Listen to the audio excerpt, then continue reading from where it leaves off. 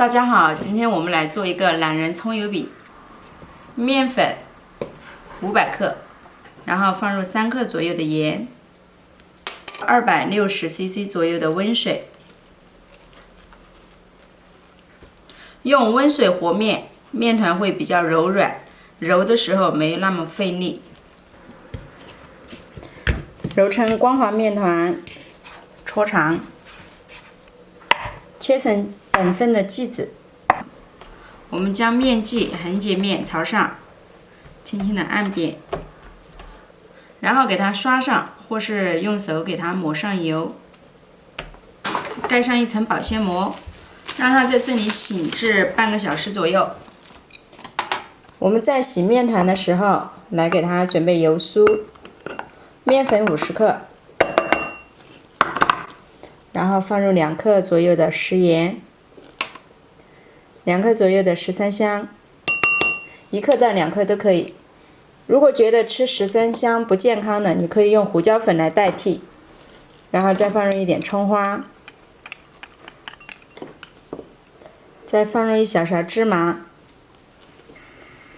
，50克食用油烧热，烧至它滚动的状态就可以了，大概油温180度左右。然后浇入这个面粉里面，分2、3次浇入。浇入以后给它搅动一下，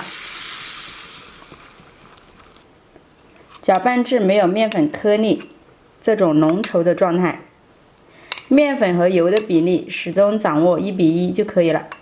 50克面粉加入50克热油，将面团擀开。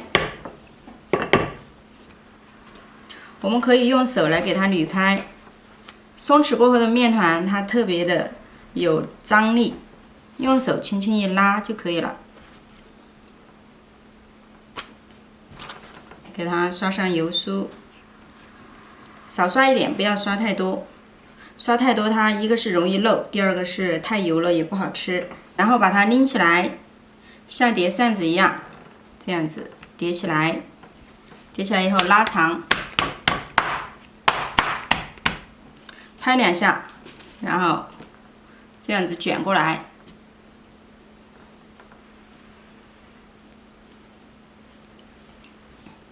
剩下的尾部给它擀开，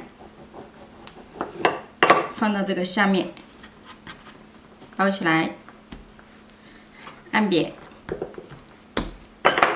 饼子让它在这里再松弛一会儿，我们再来擀，就很容易擀开。饼子醒好以后，给它擀开，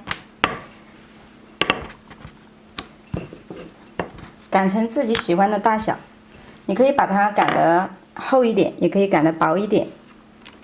一次性吃不掉的，我们可以把它放到油纸上面，然后放进冷冻室里面冷冻。家里没有油纸的，可以用厚一点的保鲜膜来代替，然后将它放进冷冻室。要吃的时候再拿出来煎，这样冷冻的可以放几个月。平底锅放入一点点油，不用放太多，放油是为了煎出来颜色好看。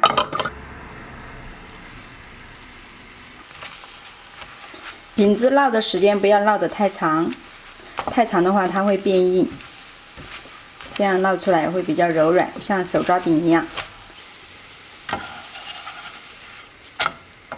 烙至微黄，烙熟就可以出锅啦。